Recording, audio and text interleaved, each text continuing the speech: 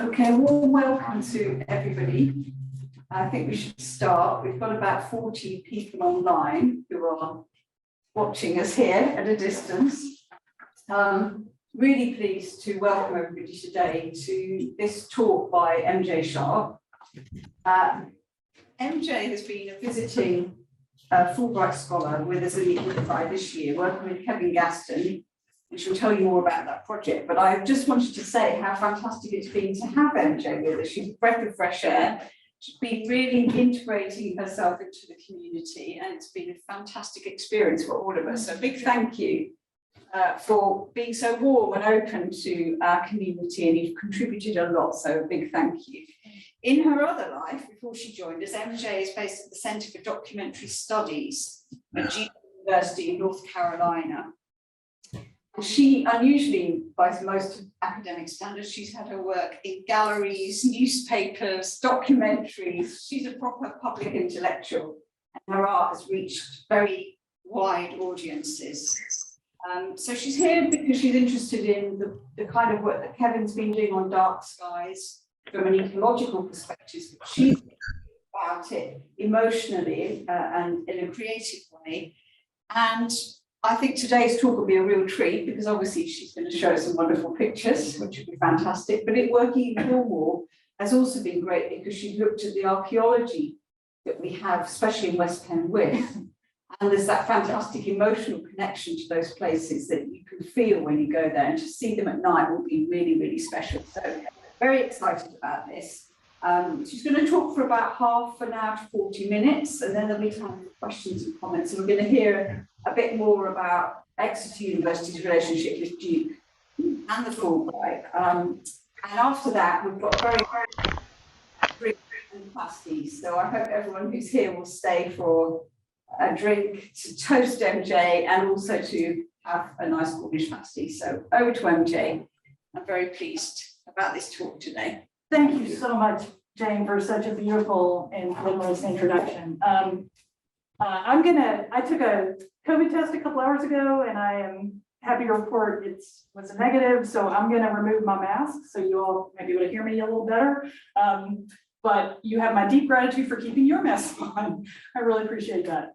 So thank you again. It's been tremendous to be here. I actually was doing a like a midpoint report for the Fulbright organization, and one of the things I mentioned to them was, as an artist, you can't overstate the importance of having time, funding, and the trust of an organization. And so, yeah, feel a little like I've won the lottery here. So let me start. And I'm going to sit, actually, because there's a lot of dark pictures. You will not be surprised to hear. And so I can only see to read by this light. So this project began with the understanding that darkness and night have been foundational to our experience as human beings, and that those foundations are increasingly endangered. And I wonder what we're losing when we lose the night. Our ubiquitous night lighting has accounted for just a tiny fraction of our evolutionary time. Simply put, we did not evolve for the conditions we live in. And crucially, neither did the rest of the natural world.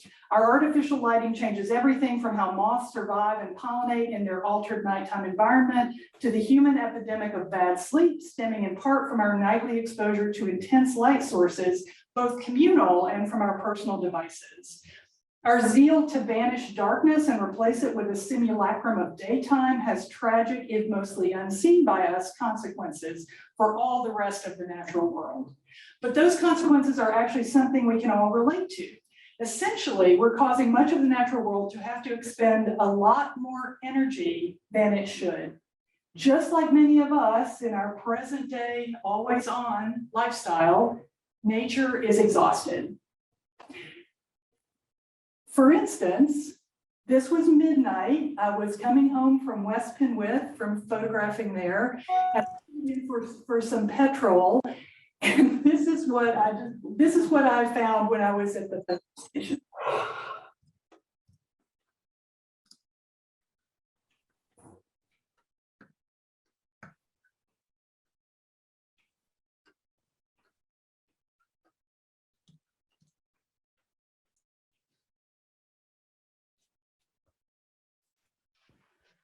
So this is midnight at the Petrol Tesco in Penzance. And this is a robin singing its heart out under the blaze of the artificial light you see there. I shared this experience with my collaborator, Professor Kevin Gaston, who told me that studies showed that robins didn't switch from singing in the day to singing at night. They did both every day and night. They're pulling a double shift because of the conditions that we're imposing on them. Likewise, bats who roost anywhere near artificial lights aren't able to effectively perceive the change in illumination level near dusk and are thus delayed in beginning their night, with implications, for example, for how much hunting they are able to accomplish in the now truncated time frame. For you bat lovers out there, or people who are not yet a bat lover, this is a adult northern red bat in the PD wilderness area of North Carolina during a bat census back in 1994.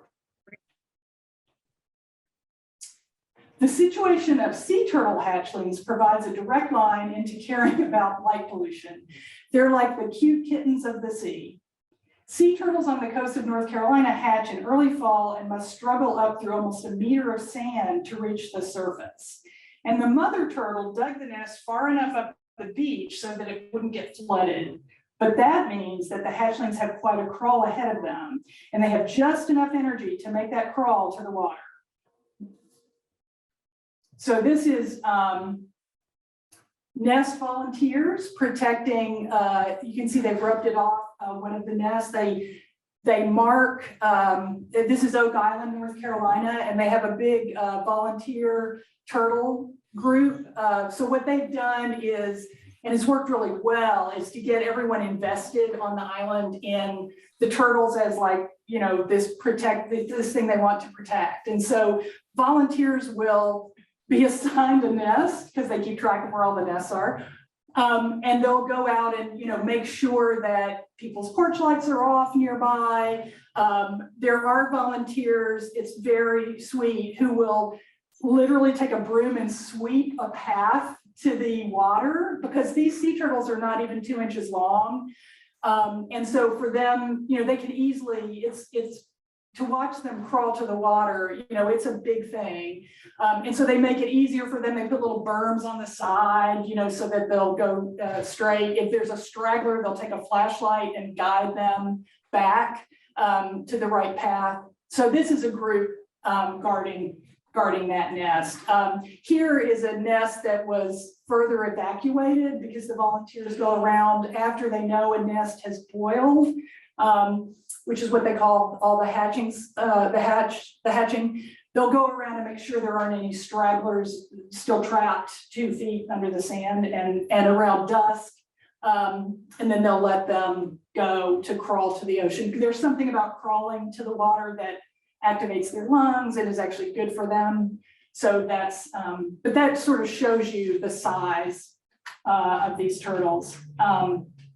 So back to, so, you know, so this is one that's actually been brought up out of a nest, but once they've hatched, they again, they have to crawl to the water, and they have just enough energy to make that crawl. Millennia of evolution have made them exquisitely sensitive to the light coming from the ocean, whether that's the moon on the water or skylight gleaming off the breaking surf.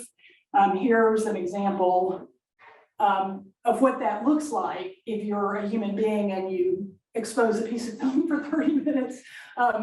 This is in Pawleys Island, South Carolina, actually. And this was a 30-minute exposure by moonlight. You can see the sea foam just didn't budge that whole time. And then that bright light in the middle is the breaker line. where the moon was reflecting off that churning of water. So that's what they're supposed to be seeing. This is often what they see, or some awful version of this when people leave porch lights on, when, you know, near the beach is all lit up. This is Edenton, North Carolina at about 3 in the morning, I think it was. In a coast, not a coastal city, but one that's on a body of water in eastern North Carolina, just to show what we do when we don't need to. So millennia of evolution have made these sea turtle hatchlings very sensitive to light.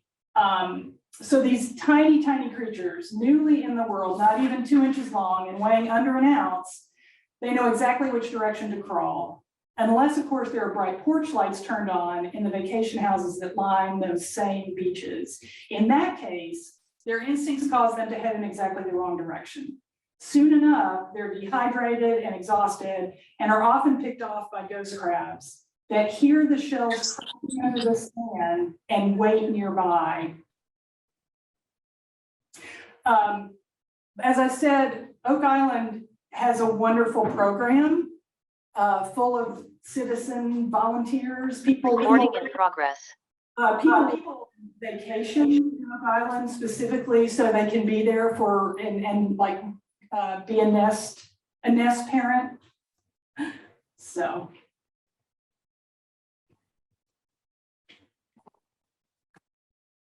Now, decades later, I find myself on a very different coastline, but still with people vitally concerned about our efforts in the natural world. During the very first chat I had with Professor Kevin Gaston, both of us strangers to each other, we bonded immediately on our experiences of deep night, both the beauty and the terror. I shared my experience of being at a remote hotel in Portugal from years ago, where my friend and I one night had made our way into the orchard behind the hotel. When we stepped into the orchard, the darkness was total. And I immediately was overcome with fear that I would be either eaten by a tiger or attacked by ghosts 20 yards from a luxury hotel. We evolved to have a relationship with the dark, but it's like an undiscovered country to us. So Kevin and I talked a lot about that. And we also talked about how hard it is to get people to care about pressing environmental issues with just logical reasoning. What really motivates people is feeling. And what really, really motivates people is when they feel and want to protect something. But how do you get people to care about an experience that they aren't having? An experience that we and all of the natural world evolved to live in and respond to, the day-night cycle. What happens when half of what we evolved for is going extinct? What essential parts of our experience as human creatures does that imperil? And how can we make our way back to it? Enter research that is showing that some prehistoric sites in Cornwall had reflective quartz in their makeup, indicating that prehistoric people were visiting these sites in low light or at night.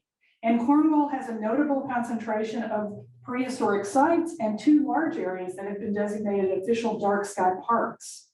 I've done night photography for decades. Kevin has been involved in extensive research in light pollution and nocturnal ecology for the same time. Our teaming up to see what we might do to help people reconnect with their nocturnal instinctual self with as much artistry and accuracy as possible seemed like a good plan. Thankfully, the Fulbright Commission agreed, and here we are. This is actually a phone picture from out my back door of the moon. And I'm showing you this because this was actually my and Kevin's first act of collaboration. Was Kevin as a scientist offering me, the photographer, his camera to borrow. Like that was our first act of collaboration, because I had said to Kevin, this big 8x10 camera that I brought over here, all this film, it is absolutely a no-go. Not going to work at all. I'm getting squat because there's just not enough moonlight in the night for 8x10 film. it's too variable, it's too changeable. But I love what I'm getting with my iPhone, but I can't use what I'm getting with my iPhone. It won't blow up bigger than this. And one of my ideas is partly to have things at least this big, probably 3 times this big. So Kevin gallantly said, hey, you want to borrow my low light digital camera and play with it? I said, yes, I do. So I held it hostage for 6 weeks. And I went from getting kind of pretty blurry things to, this is actually a very enlarged detail from the camera that I ended up getting. That's a similar camera to Kevin's. I was telling someone earlier, with a ridiculous amount of resolution, the kind I normally would never be interested in, but because I do want to blow things up really vastly, I actually do need all that resolution. So this is actually a picture where, I don't know if you can see, but the really bright part of the moon is what I can see as an individual, out in the night. It was just a crescent, sort of a little bit bigger than crescent moon, or sorry, half moon, bigger than that.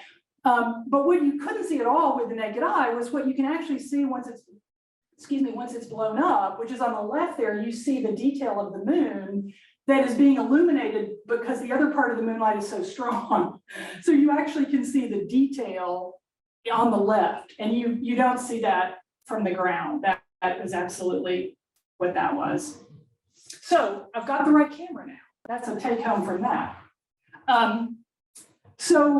I think that this unscriptedness in our collaboration is actually the secret sauce and is emblematic of how Kevin and I are working together. We have a wide-ranging, no agenda discussion every week, and that has been crucial for various course corrections I've made about how I'm conceiving the final artwork. Kevin is also very kind in how he helps the course corrections along. For example, during a recent conversation, I cluelessly said, but I guess the oceans are safe from our light pollution. And Kevin showed me a picture similar to this, a night scene from space, where you see the Korean Peninsula. And a lot of people look at this as like, oh, look, North Korea doesn't have any lights. But another thing to notice is the lights of all those fishing fleets in those waters. So now I've got a nice quorum after the fall of that I'll be showing you very soon, of Cornwall's prehistoric past. And now I'm in the stage of crafting an experience with these images that will be part of a final artwork. As originally conceived, I may also be working with people's stories about experiences they've had at night or in the dark. And what I've discovered in a few years of thinking about this is that everyone has a story. I've set up a dedicated email for anyone to contact me and with a story to share, no story too small, by the way, and I'll post that at the end. So it's sort of a dangerous game, actually, to suggest things to artists and to give information to artists, because inevitably it ends up in our metaphor generator location of our brain. But I've only been able to do what I've been able to do so far because of the kind tutoring by lots of different professional people and specialists. So I want to just say before we proceed that any inaccurate information is mine alone. It has nothing to do with the wonderful people that have influenced this. What have artists been doing over time with this, with human beings and being quiet and being, that state you go into in the dark where you're no longer, a person that's operating on the world. There's not a can-do attitude when you're in the dark. You're mostly receptive, you're mostly sensing and feeling and perceiving, because there's no way at all to move boldly forward in the dark. It doesn't happen. So it turns out artists have been dealing with this for quite a long time, this kind of what's another side to us that's a little bit atrophied. So this is actually, this is Bill Viola. And I was saying, he actually did this piece back in 2000. And that's about right, because artists, you know, feel things and their spider sense goes off a generation before, you know, before society goes, oh, this is a problem. You know, artists are there going, something feels off, what's going on? I think I need to deal with this. So artists have been working in ways that dilate time, that valorize human perception, decades before we experienced it, but we now are experiencing this flattening effect of social media algorithms that work to manipulate our attention for commercial gain and turn everyone into a data set to be bought and sold behind the scenes. These artists, I'm going to show you, have long been encouraging a deep state of wonder, receptivity, a profound respect for what being quiet and still can produce in and for an individual person. I'm just going to play you a small piece of this. Bill Viola has taken, this is the Quintet of Astonishment. There's all of the Astonished, pardon me. There's also there's many similar ones of this. They're video installations. The one that the North Carolina Museum of Art has is called the Quintet of Remembrance. And it's on a screen a little bigger, a little smaller than this. It's got its own room. And what he did was take a momentary reaction of a group of people and slow it down to 15 minutes. So I'm going to just play you a little small section of that.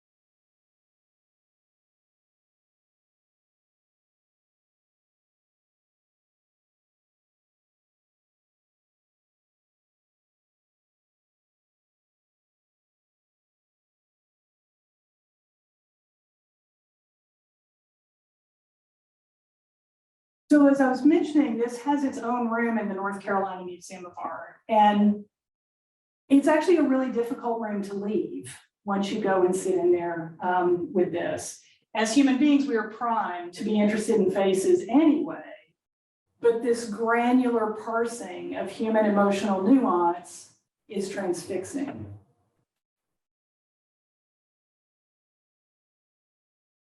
And there's an installation shot of a different version of it. Bruce Naumann's Mapping the Studio, also from 2000, uses video in a very different way. Writer Lorna Owen describes it this way. In the summer of 2000, Naumann, with the help of infrared light, filmed his workspace in the dark. Over 42 nights and just as many hours, he taped the room from different angles, looking to capture the movements of his cat and the field mice who had previously moved in.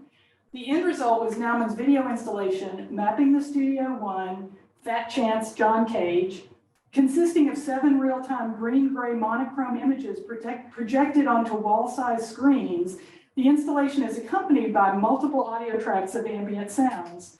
The viewer waits for something to occur, but is greeted instead by hours and hours of motionless debris of creativity, cast heads and taxidermied forms, for example, among a haphazard collection of chairs. But that's entirely the point. Eventually, Naumann's cat patters in, then patters out. Meanwhile, the field mice hurry across the floor. Naumann says he, quote, used this traffic as a way of mapping the leftover parts and work areas of the last several years of other completed, unfinished, or discarded projects. My favorite experience of art is when I have no idea what I'm stumbling into, and Bruce Naumann's Mapping the Studio was one such experience. I sat on a hard bench in the middle of the room, and I looked at the massive projections all around me. The odd and monochrome renderings of familiar objects was actually fascinating. And while there were many screens to keep up with, there was literally nothing happening in them. Until, wait, did I see that? Yes, something zipped through. Where was it? What was it? Which screen? I'll see if it happens again. On and on it went. I'm not sure how long I was in that room, but it was lots longer than I imagined I would be when I went in. Speaking of monochrome, Olafur Eliasson's piece from 2008 at the Museum of Modern Art in New York City is another art experience I stumbled upon, but in an even more dramatic way than the Bruce Naumann. I rode the escalator up to the second floor, I believe it was, and as I alighted, I remember thinking, they need to get maintenance up here because something is wrong with the lights. How weird that a fancy place like MoMA would let this happen on a busy weekend. Then as I continued to walk through the bad lighting on that floor, I began to notice something odd. Everyone walking towards me looked completely monochrome, no color at all. It was as though I was experiencing the world in real time in black and white, a slightly yellowed version of black and white, but still black and white. I had stumbled into and was myself participating in the artwork. It was thrilling. James Turrell has worked with light and with perception. His site-specific installation at the Nasher Museum in Dallas, Tending Blue from 2001, consisted of a small enclosed space with walls that subtly change colors and a rectangular opening in the ceiling through which you could see the sky. It's an odd descriptor to use, but the best way I can describe the experience of being in that space is that it felt nourishing. The narrowing of the sky to one manageable but still ever-changing rectangle and the responsive pastel wash of color all around you enabled a visceral pleasure in color abstracted from the natural world, which was itself heightened by the limited view you had of it. Sadly, I'm using the past tense because in 2012, a 42-story luxury condominium, ironically named Museum Tower, and trading on its proximity to the National Museum, effectively ruined the James Turrell installation. The mirrored sides of the condominium building have caused the museum to have to install multiple mitigation measures against the glare and the heat produced by the building. In addition, you can see the condominium from the James Turrell exhibit. So one of the casualties was Tending Blue, which is no longer available and has been declared destroyed by the artist. And that says, because a clear view of the sky from the interior of Tending Blue is now obstructed by Museum Tower, the artist James Turrell has declared the work destroyed. Turrell has created a new design for a sky space on this site, which will eliminate Museum Tower from the viewer's line of sight. The National Sculpture Center hopes to execute this new design in the future.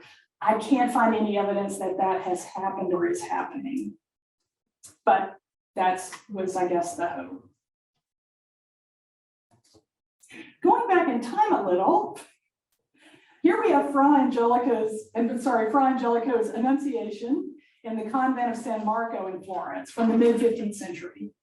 Art historian Elizabeth Howie alerted me to a detail about this fresco that is captivatingly relevant to my current exploration of how prehistoric ruins may have been experienced at night.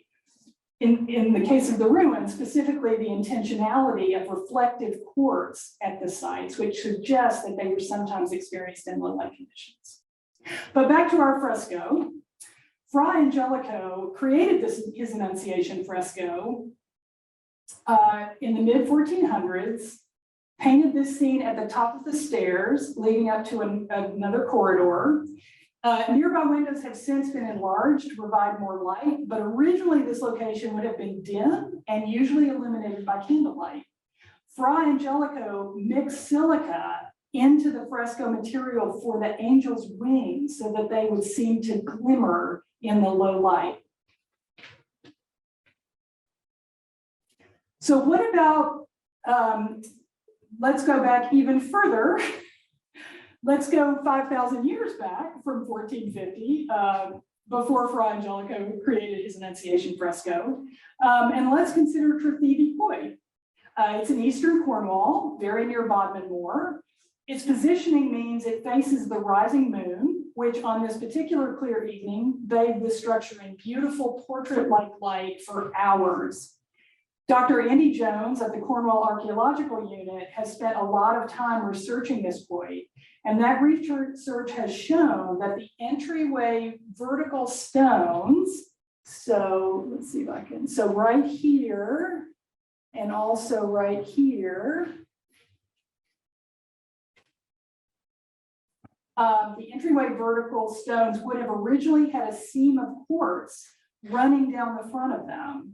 The quartz, being harder than the granite of the stones, has fallen out as the granite has eroded away. But originally, the quartz would have been present and glowed in low light, which could have included liminal times of day or moonlight or starlight from the night sky.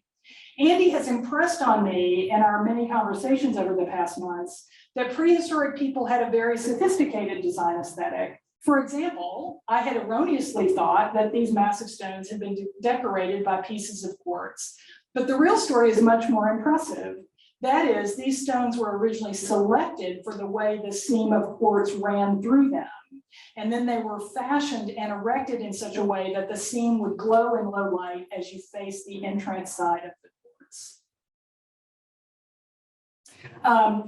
And speaking of ways prehistoric people were not dissimilar from us, there are indications that they also repurposed ruins in new ways over the course of prehistory. From our modernity perch, it is tempting to say, this is how structures were used in those 5,000 years. But in truth, it's likely that over the thousands of years between when these structures were erected and now, people have been in relationship to them in ever-changing ways. Someone from Eastern North America, where something that's 500 years old is considered ancient, was asking me the other day about how local people regarded these megaliths and how did they interact with them.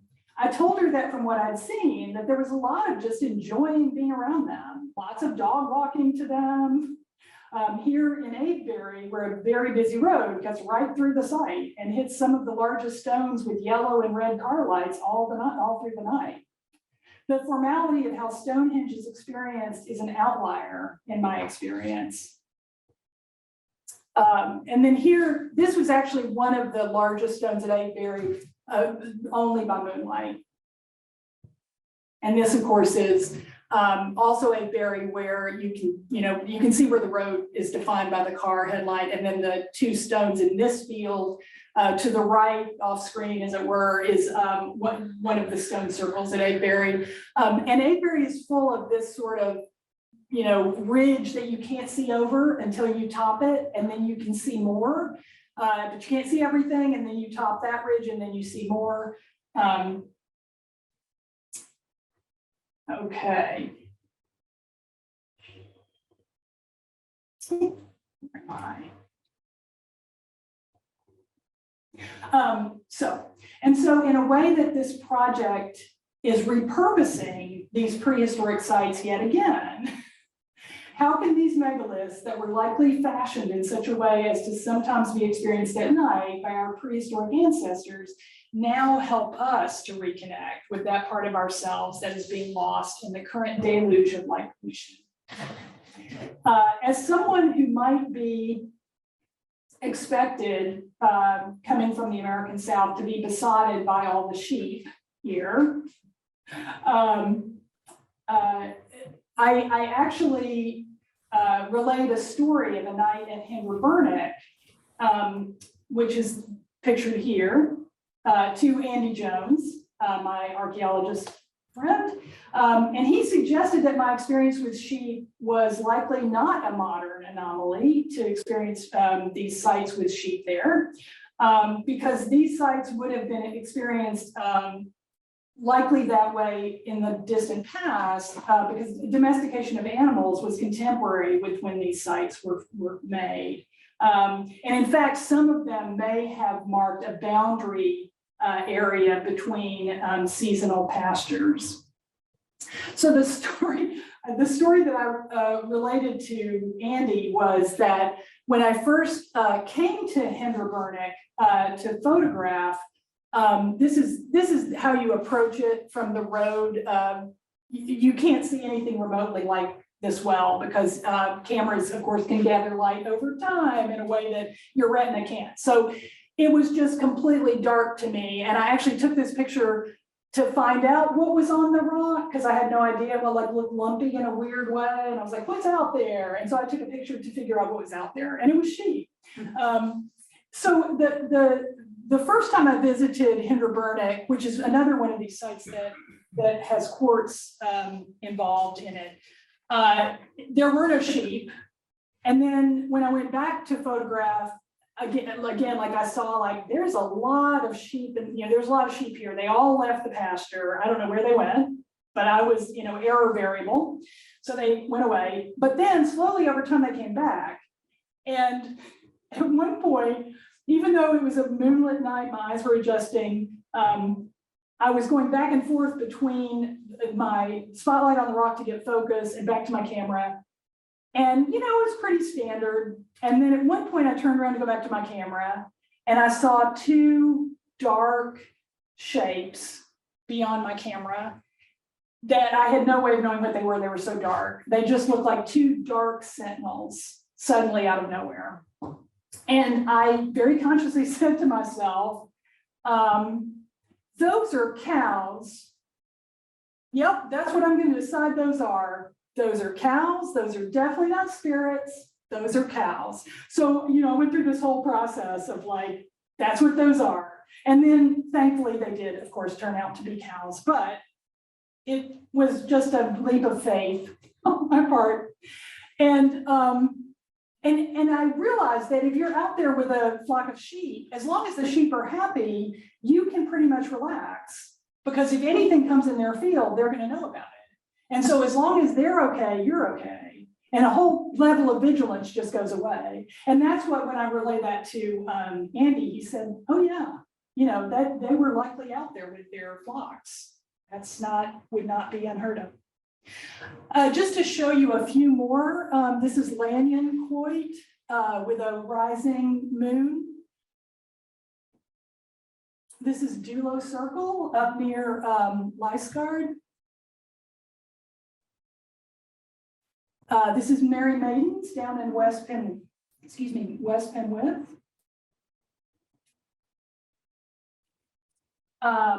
And this is Tune Coit, also in West Penwith. That's the one near where we stayed. I wanted to know what that was. That sounded very relevant. So speaking of our connections with other creatures and the natural world, another lesson emerges from prehistory. That is, as archaeoastronomer Carolyn Kennett has impressed on me, these quoits and stone circles, they weren't solo structures or only organized around the movements of the sun or moon through certain apertures. They were also part of a total landscape visible from that location that included other sites of significance to the community, such as burial grounds. The community context was key for these sites. Now, when I'm out at a prehistoric site, I'm aware that later life may have changed things, hedgerows where there wouldn't have been ones before, or a moor now when there were trees then. But lots of times it's possible to see a semblance of what a prehistoric person might have seen from these sites and what one is meant to see from these sites if you have a knowledgeable guide and know where to look. I was at Tune Coit a few nights before full moon in February. And just because I'm now sensitized to this context situation, I noticed this similarity between the undulating top of the capstone and the far horizon line of the landscape from a certain vantage point. In this case, I'm sure it was just coincidental, an accident of similarity that I happened to see because I was looking for something.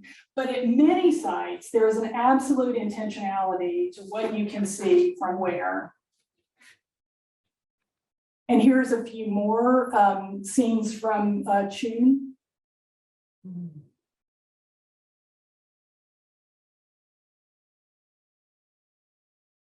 And this picture, you don't see it because the moon had moved and now it was, so this is a purely moonlit exposure. There's no added light to this. But let me see if I can get my little pointer back.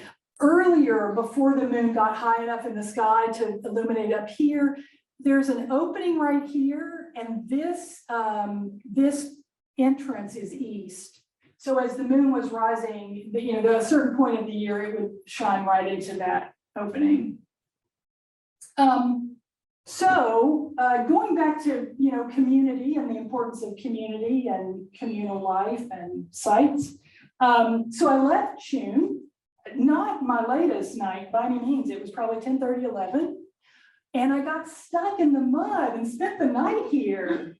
Yeah.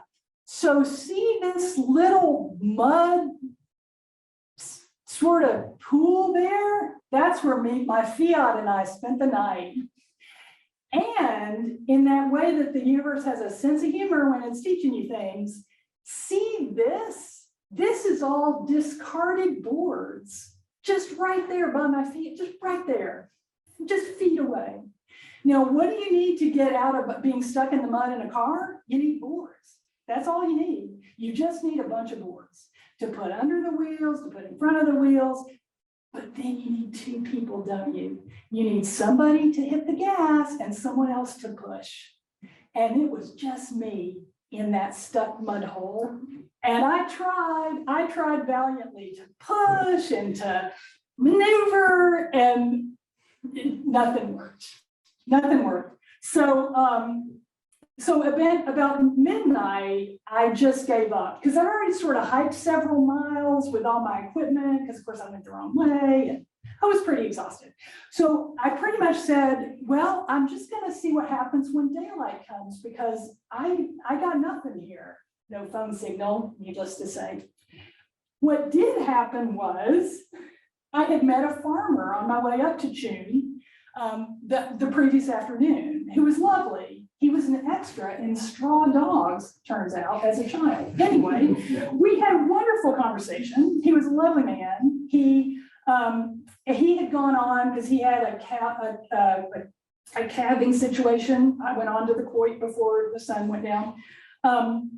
So that he owns all that land around there.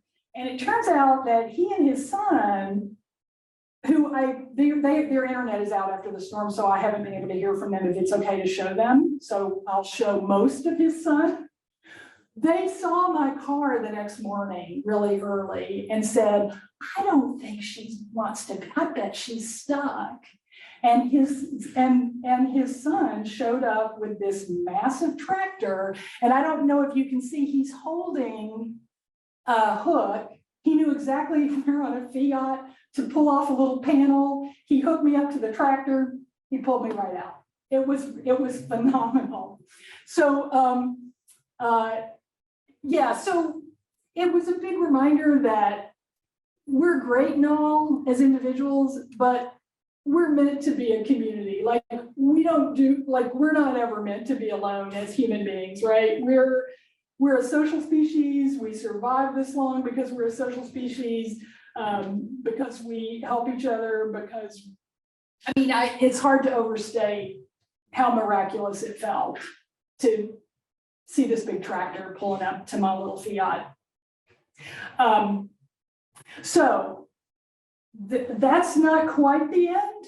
I actually have, speaking of wonderful people, I have not one, not two, but 3 slides. It took 3 slides for all the wonderful people that I have been privileged to interact with around this project so far. So here they are. Here's everybody.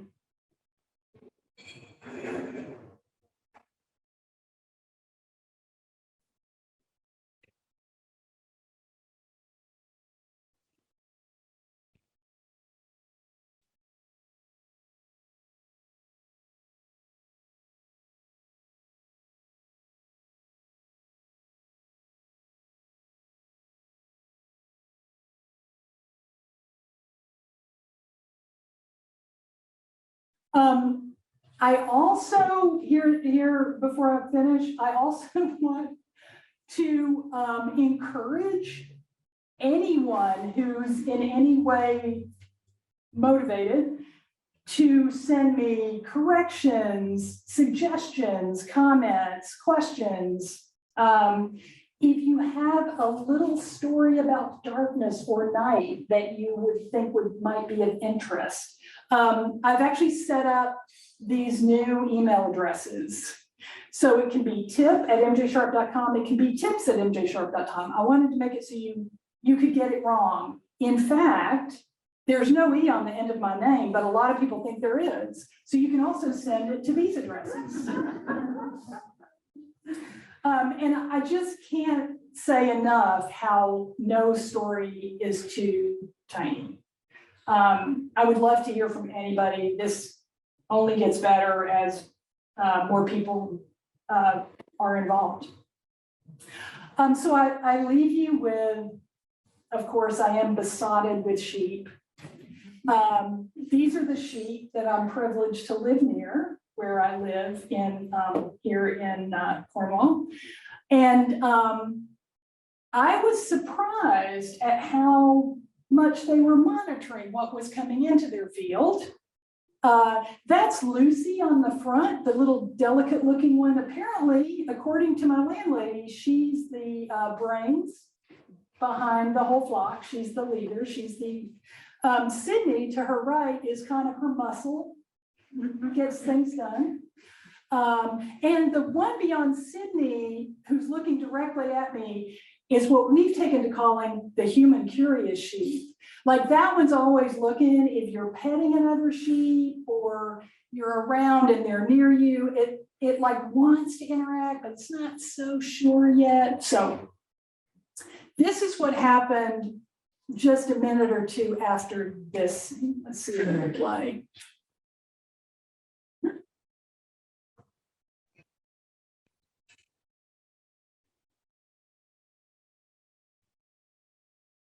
There we go. Thank you so much for your kind attention. Thank you. Thanks, MJ. Yeah. There was a voice over the internet. Yeah, who was that? That was wonderful, MJ. Thank you all so Fantastic. much. Time for comments, questions. Stop sharing. Yeah. Oh, yeah, questions or presentations or yeah.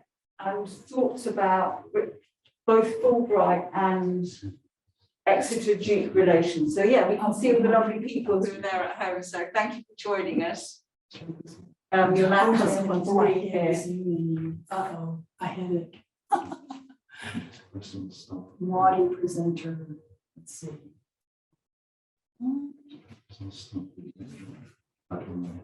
Oh, so we're sorry, not so long. Oh, sorry. Oh, yeah, here we go.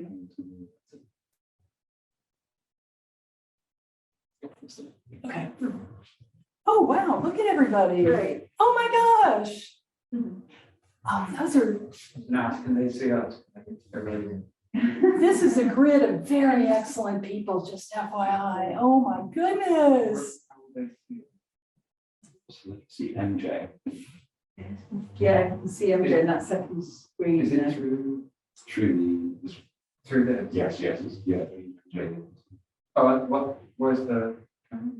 On the side of nearest MJ. Oh, okay. Yeah, MJ. Yeah, hi. Can you tell us a little bit about how you're conceiving of your installation and Yes. the final hurrah? Yes, it's very interesting, Caitlin, because, you know, anytime you, and I'm sure it's this way with research too, like anytime you conceive of something, that's the universe like having a chuckle because it's never going to turn out that way. And with art, it's absolutely like that. The moment you say, oh, I think I'll do this, like, good luck with that. You know, like you might, that's going to get you on the road, but you're going to take some weird detour and end up somewhere totally different. But what's interesting is I find myself coming back a little bit to my original thought, which was to have an experience where people go down some kind of hallway where it gets dimmer and dimmer. And to the point of people maybe sharing stories with me, little voices in the walls that are telling their night experiences, and you can kind of go up and linger at one and say, you know, and like listen to the whole thing, or you could just let it be murmuring, taking you down this to some sort of a chambered area where once your eyes adjust, you see one of these massive pictures. And then my thought was to have you go back out and, you know, have something going on with the hallway that you go back out. Interestingly, the more Kevin and I have talked about, you know, dealing with light pollution, like the first part is essentially enjoy this prehistoric self of you. But then the second part was sort of like, and let me break your heart with light pollution. That's just how I think of it. But the more Kevin and I have talked, the thing that actually the second part may end up being is something that will address the unbelievable number of unregulated satellites that are going up and are irreversible in a way that, you know, you can turn off a light switch or a grid, but these satellites are forever going to alter the night sky and constellations and the ability of astronomers to peer into deep space. You know, it's just, and it's something that astronomers are losing their minds about. And it's really hard to get that on people's screen. So it turns out that may end up being what the part of it may be a totally separate thing. I have some thoughts about that that will address that part of things. Yeah. So that will be in May. That will be in May. Yeah. So it's interesting because the fall was really full of like, oh wow, everything I planned is not going to work. Okay, like that was sort of the fall was going down the rabbit hole of, you know, being a nocturnal creature and showing up at all these sites, and it was raining after all, even though it was going to be clear. You know, it was sort of like you have to live in an extraordinarily non-efficient way to make night pictures that are in situ, you know, like, or that, you know, these kind of things. So I do feel good though now. I feel like, okay, I'm sure, okay, check. You know, now I have visuals to work with. So now it really is turning my attention to the installation part. And there have been some wonderful shows. Oh my goodness. In London, I just saw some amazing installation pieces, and there's just a lot of inspiration in this country. So, yeah. Hi. From all the places you went to take pictures of them now, Yeah. which ones got more your imagination or inspired you?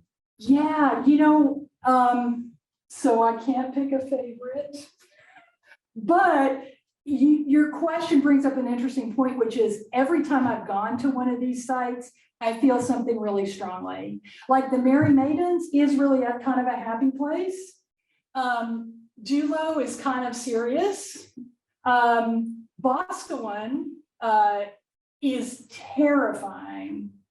When I came through the hedge finally and got to this stone circle with it's got like a sundial kind of stone in the center, I absolutely felt like it was like the Supreme Court in session. I'd stumbled in, I didn't belong here, and I was in the way. And it took me an hour to work up. I don't know. I never did walk inside that circle. I was like, oh no, I'm not, nope, you know, because I'm already like in the timeout, just showing up here and interrupting whatever's going on here. And I actually was telling Andy, my archaeology friend, about it. I said, you know, I'm sure, you know, like what, you know, he said, you know, he said, archaeologists, everybody has the same, you know, has an experience like that because you're a human being, and these things were meant to invoke an experience, you know, so it's kind of not accurate to say that you can be neutral, you know, so that made me feel a lot better. Like it's okay that, you know, that I'm having whatever experience I'm having at these stones, and they're very strong and they're very different. they're very different depending. But what's interesting is that what I'm trying to do with whatever the final installation experience is, I don't want to bias what someone else would experience, so it's really interesting. It's like, how can you be as emotional as art needs to be and not like lead the witness, like leave people enough neutrality that they can have their own experience. I'm wondering about how people engage with it to get more of that experience in their life. Because for you, what it looks like is quite involving and challenging, and you just talked about being efficient. So obviously you're acting camera equipment Yeah. and so on, but in the midst of your life, busy lives, have you thought about? I know, honestly, you sort of just nailed the motivation for trying to do some artwork about it, because it's really hard. I know Kevin and I had one conversation, he sort of, reminded me that it's not necessarily always about like, oh, it's flooded with light, the whole area is flooded with light. It's really disruptive if it's mostly gray. And then there's that one Tractor Supply, organization on the horizon that's just glaring this big light. And so it's tough because increasingly, how do you get that outside of yourself? And I will say that there's, in a hopeful way, there's actually a wonderful organization called the International Dark Sky Association. And increasingly people are, belonging to that and, and setting aside dark sky areas. So I think there's definitely cause for hope, and people are coming together to work with that. You're kind of lucky actually in this part of the world because you could drive to Bodmin Moor, you could drive to West Penwith, you could drive to Dartmoor, and just sort of, my big advice as a nocturnal person, some of my life, is to go so that you get there around like late in the day, so that you get wherever you're going to get by the time the sun goes down or it starts to get dark, and like bring a camp chair and just hang out, and as your eyes adjust, it actually takes your eyes, several minutes to adjust. But once they do, if it's a bright night, if it's like a moonlit night, you can actually navigate really, really well with no aided light at all. And that's a wonderful experience to have. And so actually it is much more possible for people in this part of the country than most places. Yeah. I'm wondering about online, if anybody wants to chip in with a comment or question or.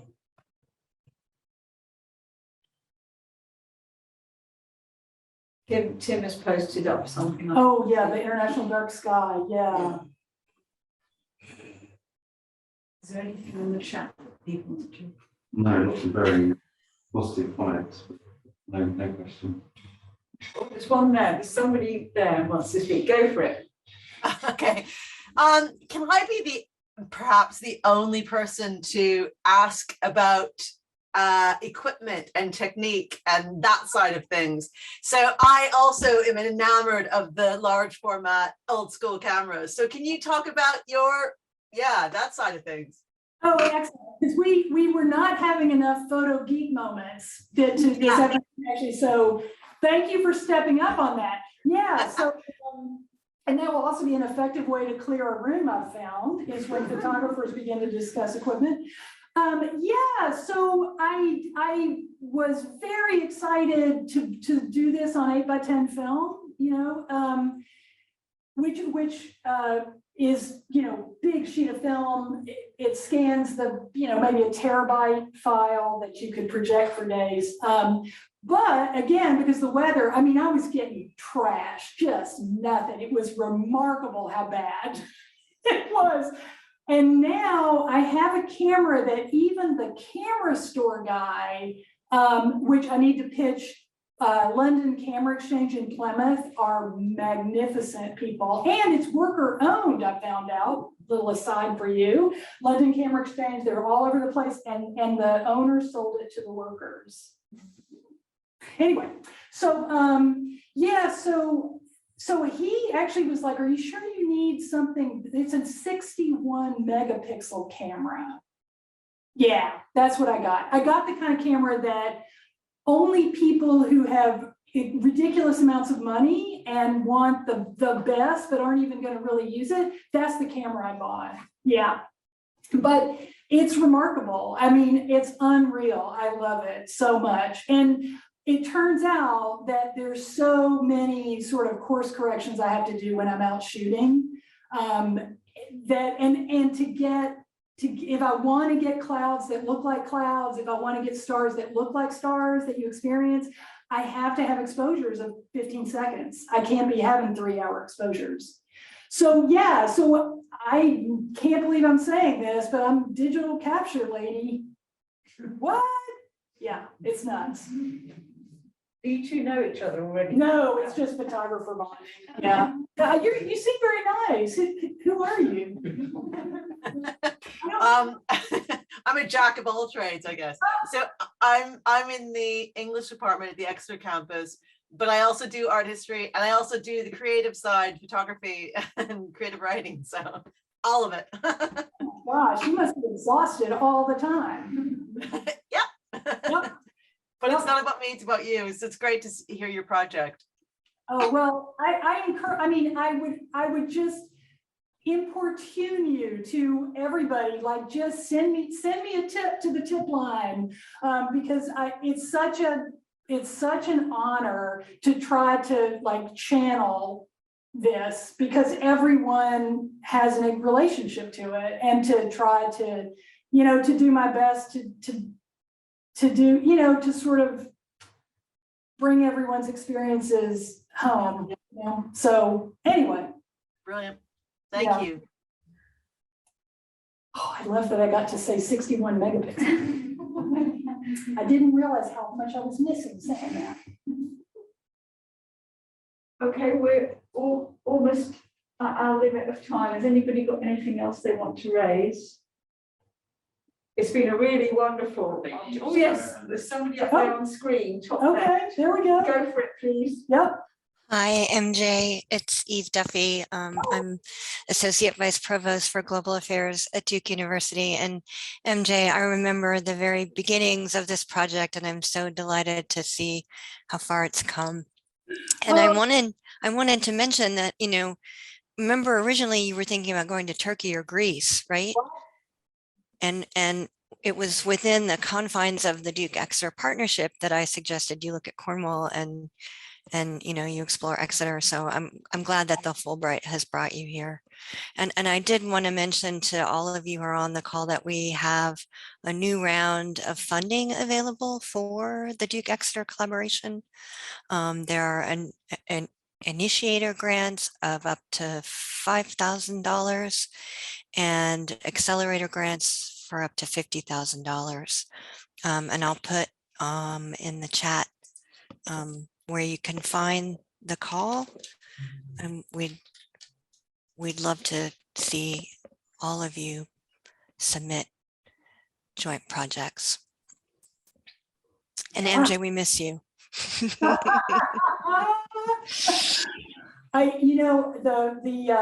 Thank you, Eve, for all that great info. Exactly, that's exactly right.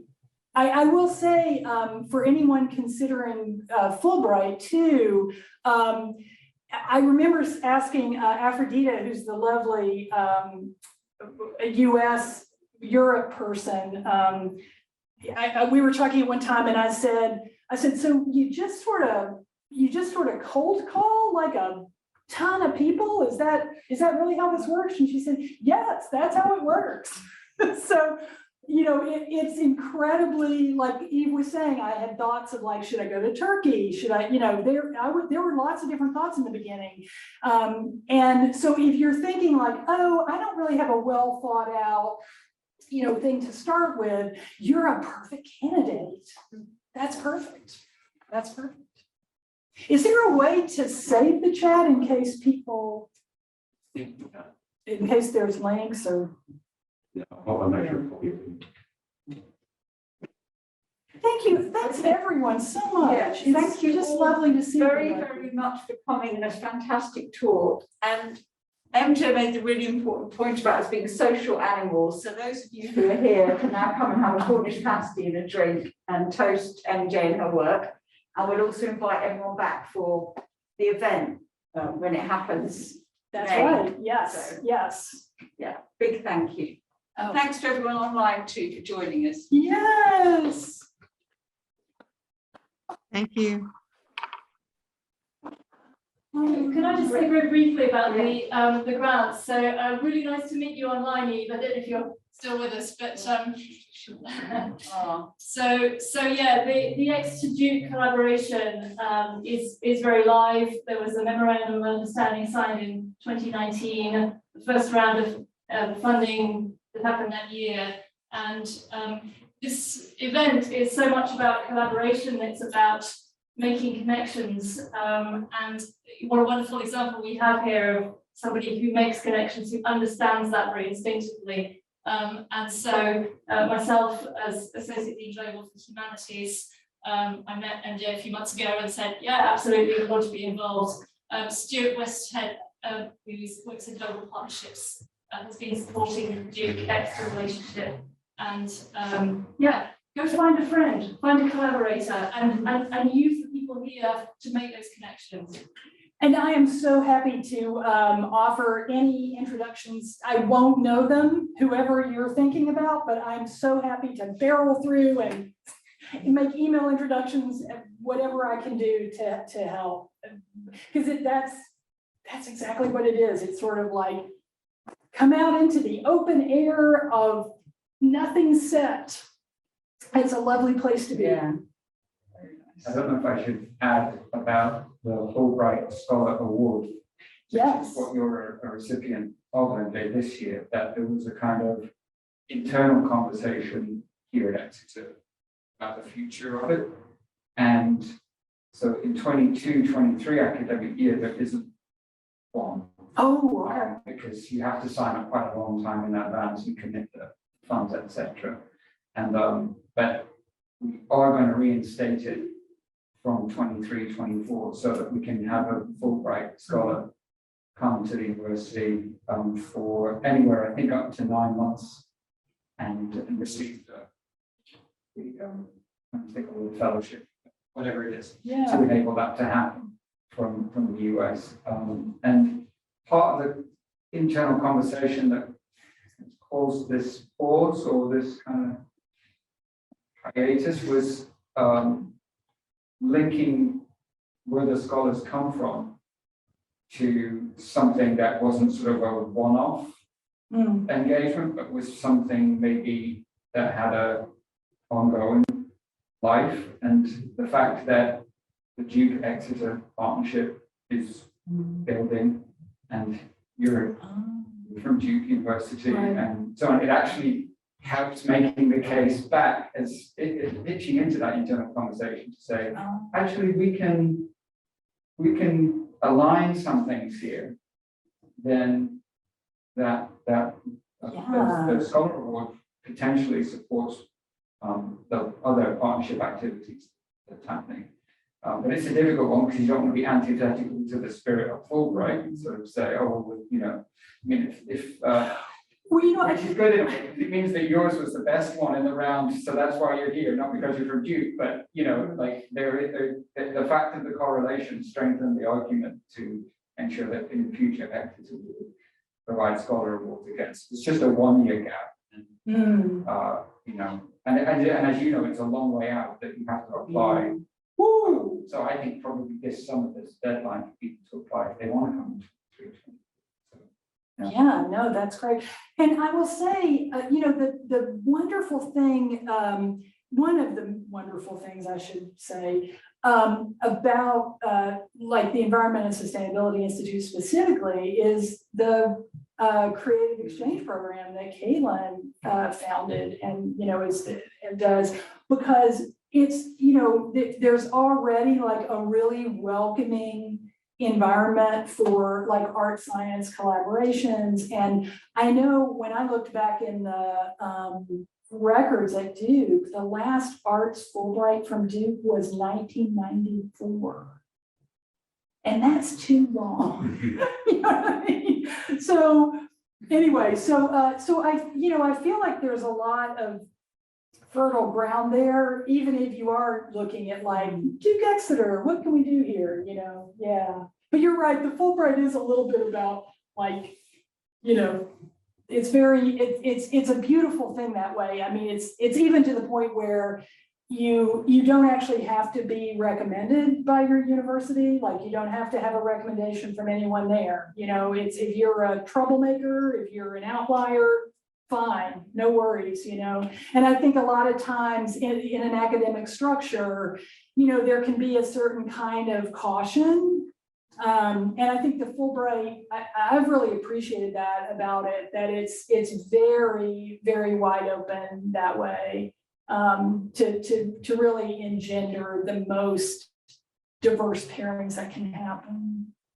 But I think there's a lot to be said for Exeter Duke. Great. Thank you all, everybody. Thank you so much. Outside, you'll find a drink in the pasty, so please stay for the chat. I'm going to let myself have my